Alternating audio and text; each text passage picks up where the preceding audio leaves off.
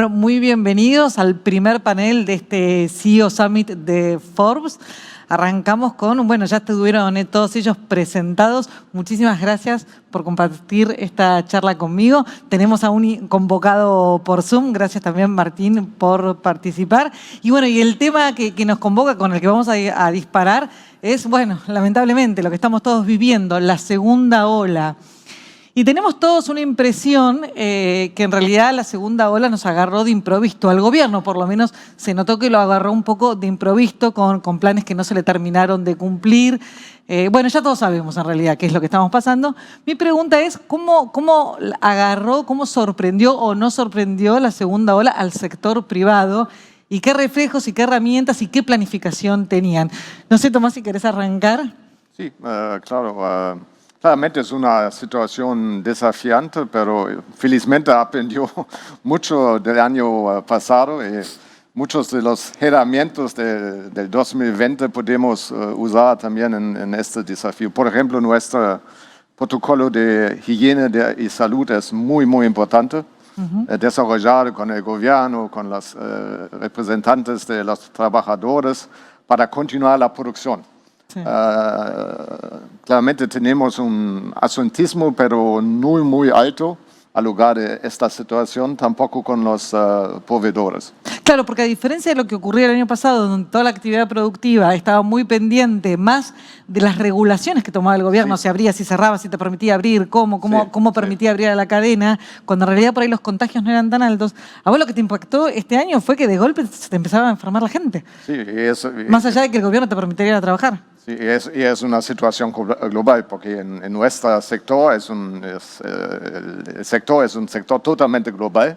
Sí. El impacto se puede sentir en toda la cadena de valor, de China a Argentina. Sí. Entonces tiene manejar toda la cadena de valor. Tu planta hacia abajo. Pero funciona más o menos, es una aventura, desafío diario, pero más o menos funciona con argentinos que tienen mucha resiliencia, flexibilidad, con nuestros socios y claramente con trabajo en equipo, es fundamental en este momento.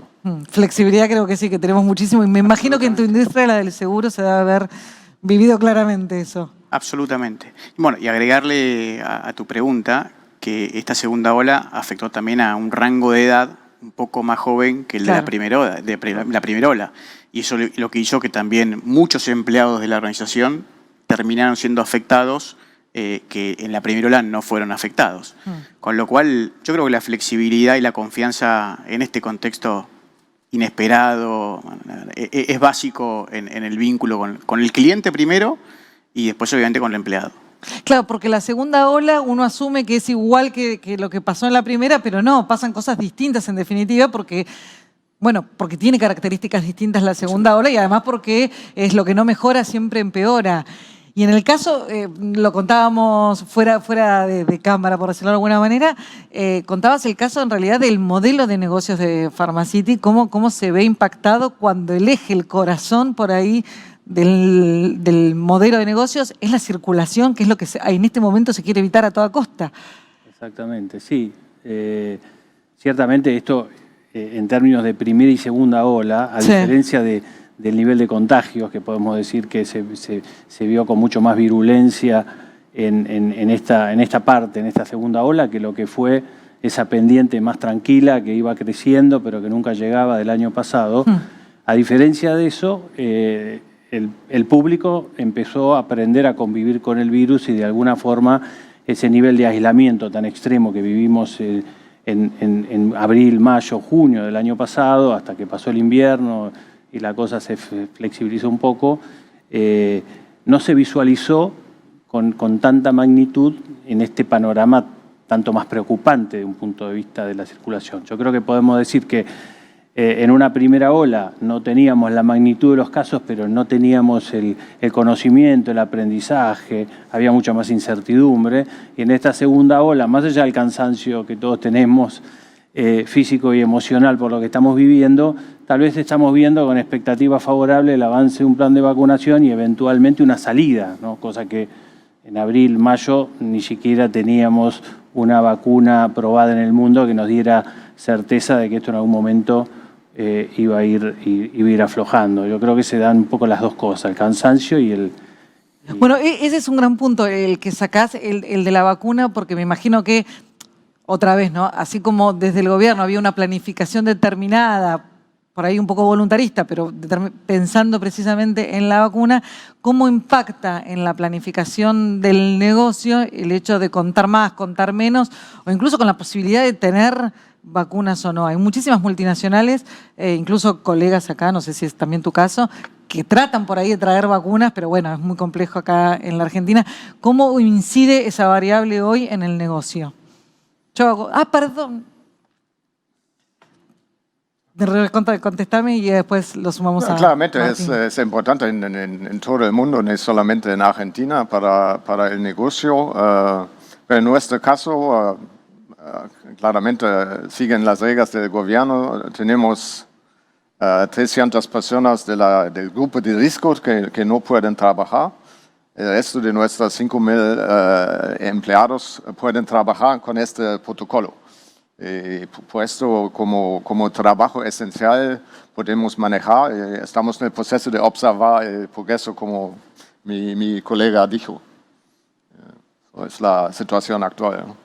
¿Cómo ves que impactó por ahí más entre tus clientes, más allá de internamente, pero bueno, siendo el seguro, cómo ves que impacta esa variable de la expectativa de la vacuna real en los negocios? Bueno, a ver, está claro que es una variable que desde la actividad privada no la podemos controlar. No. Sinceramente, es la que el gobierno puede hacer y nosotros tenemos que estar un poquito ajeno de eso y tratando de pensar cómo se sigue generando la actividad que venía generándose pre-COVID en este contexto. O sea, es una variable que no tenés en cuenta, en definitiva. O sea, que no definitivamente tratamos de corrernos y, bueno, que por supuesto deseamos que sea lo más rápido posible, pero la verdad que es una variable que no podemos controlar ni estar atento a que el plan se cumpla o no se cumpla en la medida que haya o no vacunación. Me imagino que para el consumo masivo están todos esperando determinada fecha, hablábamos antes, claro. Y ya lo vamos a sumar a Martín, los voy a dejar descansar a ustedes y lo voy a atacar fuerte, pero me imagino que estamos todos como, suponemos que cuando pase el invierno está la luz, está lo que vos decías, la salida. Me imagino que eso para el negocio, Sebastián, es importante. Sí, yo creo que era importante, por lo menos yo diría, más bien para agosto, septiembre, cuando ese cansancio físico de estar corriendo la de atrás por la urgencia tenía que dar paso a empezar a pensar un poco en retomar la agenda de mediano plazo, ¿no?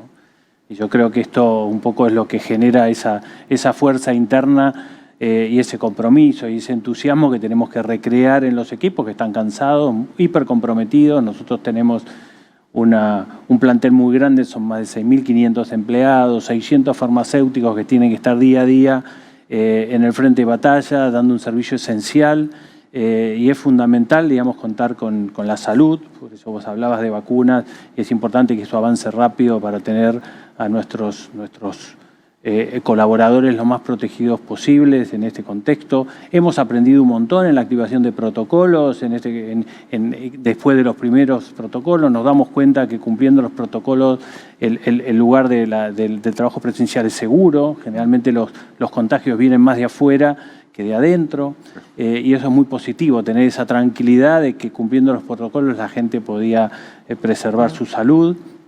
Pero ahora es un poco, es el momento de mirar para adelante y capitalizar también todo este esfuerzo que significó la pandemia para los equipos y la aceleración de muchos planes que tienen que ver con el futuro de la compañía, ¿no? Martín, te voy a sintetizar las dos preguntas. Un poco, bueno, ¿cómo los agarró parados esta segunda ola? Y bueno, ¿cuál es el norte? ¿Cuál es el futuro inmediato que están avisorando? Sí, la verdad que, gracias Virginia, bueno, muy en línea con lo que dijeron ahí en el piso, la verdad que no nos sorprendió, creo que la gran ventaja que tuvimos, que el año pasado de alguna manera tuvimos la posibilidad de construir el músculo y apalancarnos mucho en esa experiencia, y en el caso de compañías como la nuestra, también apalancarnos muy fuerte en toda la experiencia global que tenemos, porque esta pandemia ha afectado a todos los países del globo y ha avanzado a distintas velocidades, entonces hemos aprendido mucho de otros países que lo vieron venir primero, como en el caso de Asia o en el caso de Europa, entonces eso nos permitió prepararnos. La realidad es que este año estamos preparados, como decían ahí los chicos tanto en cuestión de protocolos, en comunicación súper proactiva, obviamente toda la materialidad para que la gente estuviese segura, y eso fue uno de los pilares clave, ¿no? Estar muy, pero muy cerca de la gente. También un factor súper relevante es que nadie a nosotros, creo que probablemente el año pasado y este año han de ser de los años más desafiantes en lo profesional para nosotros. Nadie nos enseñó a manejar negocios en pandemia, entonces también la humildad y la apertura fueron claves, escuchar a la gente, escuchar sus preocupaciones y estar muy, pero muy cerca de ellos en todo el proceso al día de hoy. Y bueno, y obviamente a tu segunda pregunta, el plan de vacunas es un factor clave. A mí me toca también manejar otros países del Cono Sur y, por ejemplo, el caso de Chile, donde la vacunación ya tiene un avance importante. Eso tiene una injerencia grande. Nosotros en muchos de estos países lo que hacemos es tratar de colaborar y darle herramientas al gobierno. Esto en general en la mayoría de los países lo lideran los gobiernos, pero es ver nosotros desde nuestro lugar cómo podemos apoyar a ese proceso, agilizar los procesos, y también una cosa que hemos sumado en todos los países de Cono Sur, incluido en Argentina, es un tracking de vacunación para entender quiénes están protegidos, cómo se siente la gente, cómo lo ven y cómo también podemos ayudar a ese proceso y tomar decisiones en función de eso, ¿no? Pero, o sea, vos hoy tenés idea qué porcentaje de tu equipo, de mi población. Sí, está vacunada, de los empleados de PepsiCo están vacunados, eso lo tenés claro. Exactamente. Por cada uno de los países, de las 5.000 personas que forman parte de nuestro equipo, tenemos claro quién se vacunó y hasta incluso de los que no se han vacunado, qué preocupaciones tiene, también como para poder actuar y ayudarlos en ese sentido, ¿no? Martín, voy a el siguiente tema lo voy a arrancar con vos, porque además de el contexto de gestionar la pandemia, también lo que generó es una situación externa distinta. El impacto económico que tuvo la pandemia fue muy fuerte, y si hay alguna de las variables que lo sintió claramente fue el consumo. ¿Cómo nos adaptamos a eso? Y me imagino que eso pasó acá, pasó en Chile, pero acá fue muy fuerte puntualmente. Mira, totalmente, creo que esa fue, bueno, obviamente para todos nosotros, y sobre todo, como decías vos, en el consumo masivo nos impactó de sobremanera. La clave en eso fue arrancar todo este proceso con 100% de foco en el consumidor, en realmente entender qué le estaba pasando a ese consumidor, cómo estaban evolucionando esas necesidades y cómo nosotros los podíamos acompañar. Si partís este año y medio, por lo menos desde el consumo masivo, este año y medio, Argentina tuvo una primera etapa en donde toda la gente tenía un montón de incertidumbre y retrajo muchísimo el consumo, sobre todo en las categorías alimenticias, porque no sabían qué iba a pasar, sobre todo desde el punto de vista del ingreso. Y la realidad es que después, a medida que fueron pasando los meses, hubo una evolución en cuanto a los rituales de consumo, en cuanto a las ocasiones de consumo, y eso generó un montón de oportunidades, obviamente desafíos, pero también un montón de oportunidades para ciertas categorías. En el caso nuestro, por ejemplo, todo lo que tiene que ver con la ocasión de desayuno creció enormemente porque la gente estaba en la casa y empezó a desayunar en la casa y empezó a cocinar mucho más en la casa. Y de la misma manera, muchas de las ocasiones que se daban fuera del hogar empezaron a pasar adentro del hogar, las celebraciones, los momentos de indulgencia. Entonces, eso sí abrió muchísimas oportunidades que las vimos reflejadas en tiempos más hacia el final del año pasado y principios de este año, donde de alguna manera volvimos a cierta normalidad, entre comillas, de consumo prepandemia, ¿no? ¿Cómo sintieron, Sebastián, en Pharmacity este cambio? Bueno, primero bajón y después no sé si habrá habido un cambio, una recuperación o no tanto de ventas, de consumo. A ver, yo creo que habría que separar aspectos que tal vez tienen que ver con los cambios de emisiones de compra, con los cambios de consumo, digamos que pueden haber estado afectados por la incertidumbre, como decía Martín, y la gente se retrajo en el consumo, o por pérdida de poder adquisitivo, que también es algo que se vivió en los últimos meses en la Argentina. En nuestro caso, hubo una necesidad de adaptar un poco el formato de negocio desde un punto de vista de las categorías que sí estaban performando en una mayor rotación en detrimento de otras que se retrajeron más. Bueno, el clásico alcohol en gel. Alcohol en gel, calcio, las mascarillas. Bueno, todo lo que tenía que hacer con el cuidado, categorías que tomar más. Bueno, pero también el cuidado de la piel, las cremas, categorías que de golpe te sorprendían muy positivamente en cuanto a su rotación y otras, obviamente, si no hay encuentros, también hay menos consumo de algunas categorías. Suena muy superficial el comentario que voy a hacer, pero en algún momento durante el año pasado creo haber contado como noticia que habían caído las ventas de shampoo. Bueno, Bueno, No lo en notaron. en el caso nuestro, no tanto. Sí es verdad que a categorías muy masivas pueden haber tenido alguna migración a la misión de compra en el supermercado, que empezó a ser un poco eje más fuerte, porque la gente empezó a salir menos, tener menos frecuencia de compra, las cestas crecieron, en particular en Pharmacity, claramente el tipo de localización tuvo comportamientos muy dispares, tenemos ubicaciones en lugares de oficinas, microcentros, macrocentros, como otros en zonas más barriales que performaron bastante mejor, la gente más en sus casas. Y por supuesto todo el desarrollo de la virtualidad, que yo creo que es el gran paso que nos obligó a hacer esta pandemia, ¿no? Acelerar toda la agenda digital, poner al servicio de nuestros consumidores una experiencia más omnicanal, ¿no? Catalogamos nuestros medicamentos, empezamos a hacer servicios a domicilio de entrega de medicamentos con conexiones directas a las farmacias, creció significativamente toda la venta online y aprendimos un montón, ¿no? En esta experiencia de tener la necesidad de ir a buscar una demanda que se corría. Nosotros estamos muy focalizados, si hablamos del AMBA, pues estamos en 15 provincias, pero si hablamos del AMBA, estamos focalizados en Capital Federal, ¿no? Y hay 3 millones de personas que entraban todos los días a Capital y en su ida y vuelta al trabajo encontraban Pharmacity como un lugar de esa compra más lúdica que hacía nuestro consumidor. Misiones que desde la provincia de Buenos Aires tuvimos que empezar a salir a satisfacer con una presencia más fuerte desde los canales online, ¿no? Y ni hablar de la complejidad que tuvo en la pandemia el acceso al medicamento de los adultos mayores, con toda la complejidad del acceso a la receta, cómo interactuar con un mostrador de farmacia sin tener la receta a papel y tener la receta en un teléfono, y cómo asistir. Para eso pusimos un centro de atención telefónica y líneas que nos permitieron darle asistencia a ese adulto mayor para el acceso a su medicación, ¿no? Hubo todo un aprendizaje enorme que ojalá sirva como experiencia de crecimiento y de valor para mejorar productos y servicios en la pospandemia. Un aprendizaje y también costos grandes, ¿no? Porque todo esto que estás contando en algún punto requiere de cierta inversión en un momento donde el negocio está yendo bien para atrás y no para adelante, pero donde hay que resistir.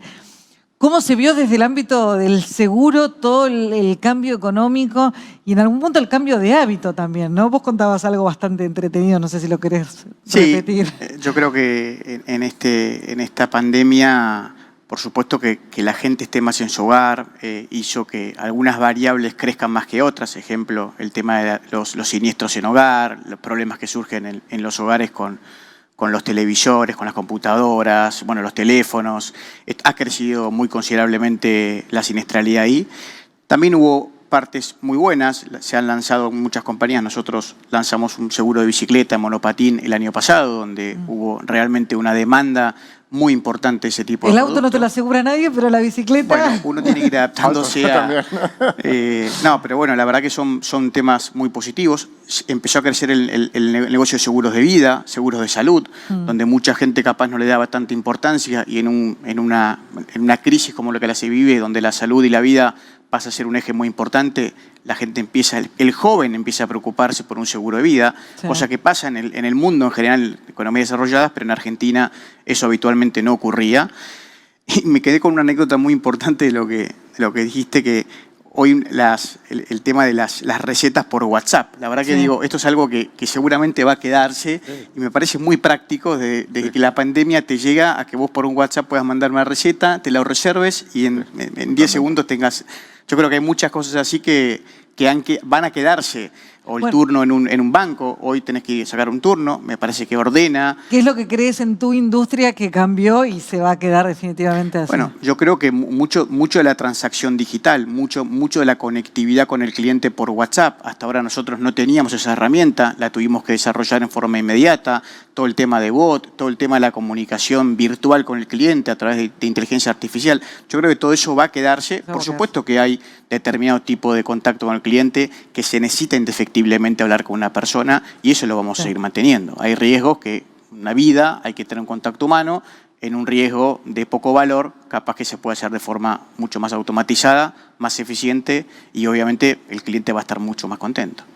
Quiero volver, Tomás, con vos un poquito al contexto económico, ¿no? Porque desde el punto de vista ya de la producción, por ahí no tanto del consumo, pero desde la producción, producir en la Argentina, yo sé que has estado en países difíciles, pero producir en la Argentina no es fácil porque a la pandemia se le agregan, o la pandemia se agregó a una situación de base muy, muy compleja.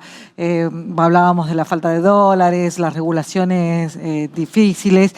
Y hay un mantra, creo que incluso el ministro de Economía habló ayer de eso, hay un mantra en la Argentina que es el nivel de impuestos, la carga impositiva. ¿Cómo manejar todo eso y que el negocio pueda seguir creciendo? O por lo menos no achicarse. No, sí, claro, siempre es un desafío, pero al lugar de todos los dos factores logramos una inversión histórica aquí en Volkswagen de Argentina de $1.000 millones este año. Es la más grande inversión en la historia de Volkswagen de Argentina. Que es para producir un modelo puntual. Sí, para renovar los dos centros industriales en Pacheco y en Córdoba, para una nueva caja de transmisiones, para una nueva plataforma global y un nuevo vehículo SUV, el Taos. El lanzamiento fue 3 meses atrás, aquí con mucho éxito en pandemia total. Sí. Sí, fue muy interesante, por ejemplo, sin entrenamiento de los expertos extranjeros. Por ejemplo, el entrenamiento de mi equipo aquí en Argentina fue vía Skype, solamente vía Skype para entrenar el equipo con las máquinas completamente nuevas. Es posible de invertir aquí y también de exportar, porque el nuevo producto Taos es 70% por los países latinoamericanos, por ejemplo, Brasil, Chile, etc. Esta pregunta va para las dos multis que tengo acá en la mesa, y era algo que también veníamos hablando. ¿Cómo convenciste a los alemanes que pongan $1.000 millones acá en la Argentina? No es fácil a veces.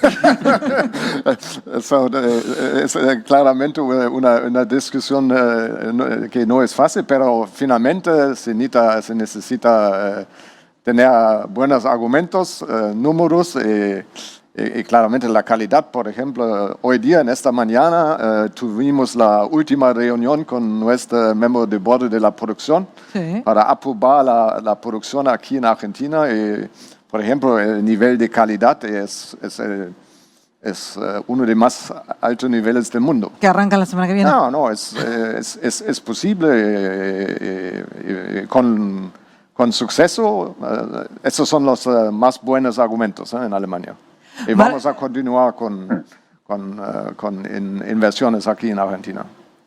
Martín, ¿cómo explicás en la casa matriz, cómo se explica, puntualmente la Argentina, tenés otros países de la región, pero cómo se explica la Argentina afuera? Me siento identificado con lo que contaba Tomás. La realidad es que sí, es verdad, Argentina tiene un montón de desafíos, los que ya conocemos y los que estaban nombrando, pero al mismo tiempo el tamaño, digamos, de la oportunidad de crecimiento de Argentina también es súper importante, y para compañías como la nuestra, como Volkswagen, compañías que hemos estado muchos años en Argentina, hay un compromiso que va más allá de la coyuntura del corto plazo. Entonces, sí es difícil explicar, no siempre es fácil lograr convencerlos de hacer inversiones adicionales, pero como les decía, el tamaño de la oportunidad es grande. En el caso nuestro, sobre todo de la categoría de snacks salados, para que se den una idea, el consumo per cápita en Argentina es de menos de 1 kilo, ¿sí? De 800 gramos. En la mayoría de los países latinoamericanos, sin ir muy lejos, en Uruguay es el doble de lo que es en Argentina, en Chile es 4 veces lo que es en Argentina, ni hablar en países como México o en Estados Unidos. Entonces, la realidad es que hay mucho por desarrollar y cada vez que hacemos algo, cada vez que tenemos una iniciativa fuerte o invertimos en generar ese crecimiento, realmente el éxito se da. Entonces, obviamente, hay una necesidad y unas ganas muy fuertes de ver cómo nos logramos, apenas lo logremos, corrernos de esa coyuntura, más del corto plazo y del desafío que tenemos enfrente, y pensar en el largo plazo y en esa oportunidad de crecimiento y poner todas las fichas atrás de eso, ¿no? En algún punto pienso que si el mercado argentino no es tan maduro como estos otros que mencionaste, tal vez es porque la oportunidad de desarrollo es muy dificultosa. Controles de precios, regulaciones, complejidades permanentes, inflación, ni hablar. ¿Cómo se lleva todo eso? A ver, sí, es una realidad que nos toca vivir. La verdad también que al mismo tiempo en otros países de los que hablaba, especialmente en Latinoamérica, no deja de haber desafíos. Son distintos, tienen distinto color, distintas características, pero eso pasa, digamos, es cuestión cotidiana del día a día. Yo creo que la clave en Argentina para poder navegar todos esos desafíos es primero arrancar por tener una visión súper clara, saber cuál es ese norte. En el caso nuestro, como le decía, tenemos un foco puesto principalmente en crecer el negocio, tenemos una visión de que podemos crecer este negocio en Argentina, llevarlo al doble en un periodo de 10 años, y hay una oportunidad de consumo muy grande. Entonces, sobre una visión clara, sobre pilares claros, centrados en la gente, como les decía al principio, lo mismo que hicimos en toda esta etapa de pandemia, muy puesto en el consumidor, muy claro en entender qué necesita ese consumidor, y desde el punto de vista más de decisiones de negocio, hoy más que nunca, entender cómo logramos ser súper ágiles, cómo logramos focalizarnos y priorizar en el corazón del negocio. Hoy, obviamente, Argentina, en función de toda esta coyuntura, nos exige estar muy claros, muy focalizados, con todas las energías puestas en realmente donde creemos que tenemos derecho a ganar, ¿no? Y todas las razones para ganar, ¿no? Y me imagino que las energías se concentran mucho en la coyuntura, pero es como que hay que manejar muchas velocidades al mismo tiempo, porque más allá de la pandemia, antes de que surgiera, había un plan, había un norte, había un objetivo, había una meta de crecimiento, un modelo de negocio, etcétera, que en el medio de la pandemia por ahí incluso te cambia o no te cambia. ¿Cómo se gestionan esas dos velocidades? ¿Cómo mantenés el objetivo claro cuando estás todo el tiempo revisando lo que acabas de hacer la semana anterior? Te lo pregunto en tu caso porque es bastante paradigmático, ¿no?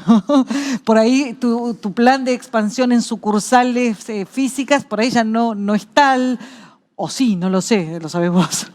Sí, a ver, ciertamente lo que vivimos el año pasado aceleró una agenda que estaba sobre la mesa, ¿no? La necesidad de que el retail se transforma en un retail omnicanal con una agenda digital mucho más acelerada era algo que obviamente estaba haciendo. Nosotros lanzamos nuestro sitio e-commerce en el 2013. Por supuesto, su desarrollo en los primeros años no fue fácil y habíamos empezado a acelerar un poco esa agenda. Ahora, el año pasado se quintuplicó en términos de transacciones, lo que habla de una demanda que en cierta medida estaba fogoneado por una realidad de distanciamiento que obligaban los decretos del momento, pero también sabemos que son hábitos que en la medida que la gente los prueba, los incorpora, y desde ese lugar también va a formar parte de esta agenda de mediano y largo plazo que vos venías mencionando y que de alguna forma en este caso estaba alineada. Lo que sí creo que también nos hizo ver la necesidad de acelerar el cambio es que no lo podés hacer solamente con tecnología, sino revisitas tu modelo organizacional.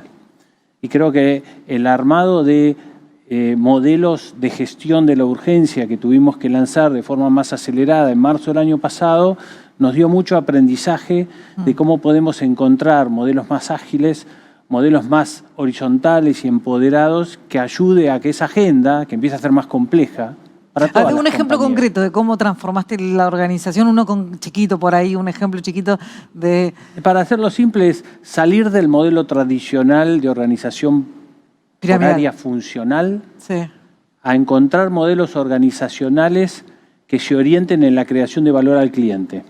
Lo que te junta para trabajar no es una expertise técnica, sino satisfacer una necesidad de un cliente, ¿no? Entonces, esa gran, digamos, y ahí estamos hablando de las áreas de negocio, las áreas de operaciones para el retail, las áreas de marketing, las áreas de gestión de categorías, todas las áreas comerciales. Hay una serie de áreas, el planeamiento y toda la gestión del inventario y toda la logística.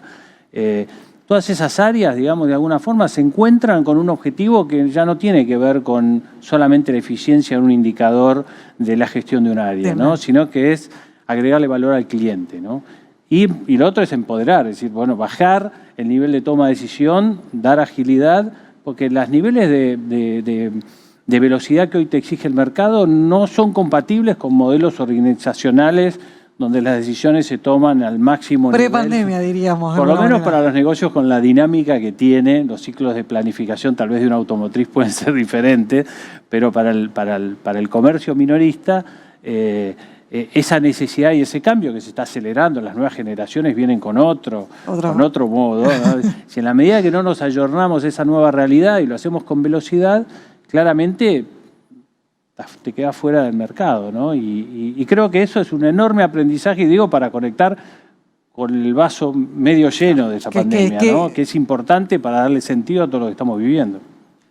Gastón, ¿hay que repensar también el negocio? ¿Cambió radicalmente o se sostiene todavía el viejo modelo? Cambió el plan, la adaptabilidad, la flexibilidad. O sea, el objetivo lo tenemos bien claro en el momento que se planifica el año, los 5 años o los 10. Es difícil en Argentina planificar a 5 años. Sí, con o sin pandemia. Es muy difícil planificar en un año, pero más allá de eso, lo que uno tiene que tratar de tener es, bueno, ¿de qué forma ese plan uno puede proyectar?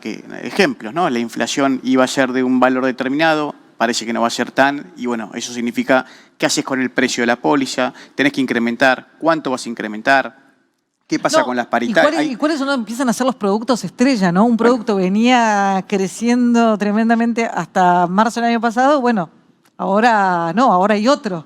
Por el nuevo consumidor.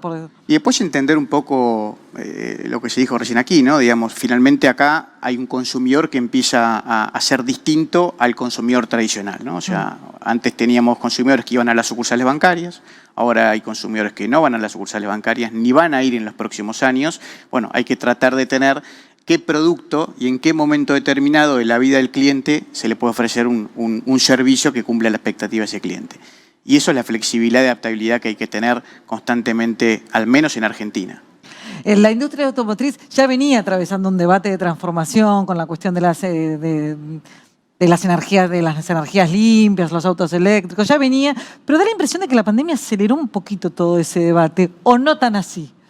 Depende de qué automotriz hablemos. No, claramente el modelo de negocio también cambió totalmente. La digitalización aceleró 500% durante el año pasado, ¿eh? Con clientes, con procesos de ventas, postventas, con nuestros concesionarios, casi todos los procesos ahora son digitales con nuestros proveedores, por ejemplo, o los lanzamientos, por ejemplo, de Taos o de Nivus, fueron eventos totalmente digitales. O usamos también WhatsApp en todos los procesos y vamos a continuar, ¿eh? Pero también necesitamos un objeto de largo plazo porque nuestros ciclos de inversión son 4 o 5 años. Sí. Es una combinación de flexibilidad en los procesos, resiliencia y una estrategia de largo plazo. Y esta mezcla funciona bastante bien aquí en Argentina. Algo que haya surgido en la pandemia, ya nos quedan pocos minutitos, pero les quiero pedir a cada uno algo que haya surgido de la pandemia que digan, esto la verdad que esto está bueno, esto me lo quedo, esto es útil, esto es un avance. Para mí es realmente la revolución digital. Sin la pandemia sería durar 5 a 10 años más en nuestra industria. Y este año crea una aceleración. Bueno, es que a veces son monstruos medio lentos, ¿no? Es una cosa positiva. Es una cosa positiva. Sí, de acuerdo con Tomás. Coincide. Entonces voy a ir con otra pregunta entonces y me voy a agarrar de algo que dijo Martín al principio y que tiene que ver con una pregunta que yo pensaba que es a raíz de toda esta pandemia.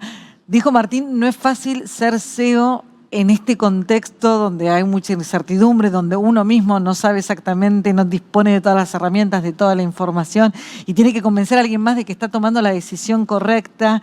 Y resaltó que una cualidad muy necesaria es la humildad. Yo les quiero preguntar a ustedes, que le voy a preguntar a Martín también, por supuesto, ¿qué cualidad a partir de ahora, ya no solamente para este contexto, sino a partir de ahora, un CEO no puede dejar de tener? Sebastián. Sí, yo creo que se necesitan muchas habilidades, o sea, claramente la humildad o la empatía, la escucha, en la medida que, como te decía hace un rato, si querés ir a modelos donde empoderás, digamos, el estilo de liderazgo que vos tenés que ir adaptando con la organización empieza a migrar más a esto de entusiasmar, guiar, ¿no? Más del lado del coach que del lado de la persona que sabe todo lo que hay que hacer, ¿no? Hay que encontrar respuestas más cerca del cliente y muchas veces no somos los CEOs los que estamos más cerca del cliente y por eso hay que tener una escucha mucho más activa. Coincido con Martín lo que dice de la humildad, pero sí abrazar un propósito e inspirar muchos a los equipos, ¿no? Para orientarlos en hacia dónde quieren que agarren la lanza y vayan para adelante. Gastón, ¿cuál es la habilidad esa que crees que vas a necesitar por mucho tiempo desarrollar o implementar? Seguramente todo lo que dijo Martín y Matías, no hay duda de que es así. Ponerse en el lugar del otro constantemente, en el cliente, en el empleado, entender por qué se pide lo que se pide o por qué quiere lo que quiere, ¿no? A veces uno está en una situación donde le cuesta ponerse a veces del otro lado y yo creo que si te pones los zapatos del cliente y del empleado de por qué quiere lo que quiere y en el momento que lo quiere, yo creo que también uno puede tratar. A ver, finalmente los responsables de la compañía de seguros no somos robots, somos humanos y queremos exactamente lo mismo, tanto sea para nosotros o para un empleado o para un cliente, ¿no? Así que con lo cual, es ponerse constantemente del otro lado. Martín, me imagino que cuando vos dijiste esto de la humildad te referías no solo también al protagonismo clarísimo que tiene para cualquier empresa de consumo masivo el cliente y las necesidades del cliente, sino también la gente con la que uno trabaja. Y bueno, y en definitiva también la necesidad de brindar resultados. En fin de cuentas, también los CEOs tienen jefes y también se miden los resultados. No, como ya dijimos en algún momento, no todos quieren lo mismo, no todos tienen las mismas necesidades, ni hay que empatizar por lo mismo con todos. ¿Cómo se maneja ese multitasking, digamos, ese multiperfil? Sí, no, me sumo totalmente a lo que decía Sebastián y Gastón. Y creo que al final del día lo que hablaba de humildad tiene que ver con eso, ¿no? De estar muy cerca, escuchar a la gente, la empatía, estar muy cerca de ellos. Al final estamos hoy todos en el mismo bote y sin la gente no vamos a poder hacer esto posible. Cuidando a la gente, cuidamos al negocio, la gente va a cuidar al negocio, desarrollando a la gente va a desarrollar al negocio.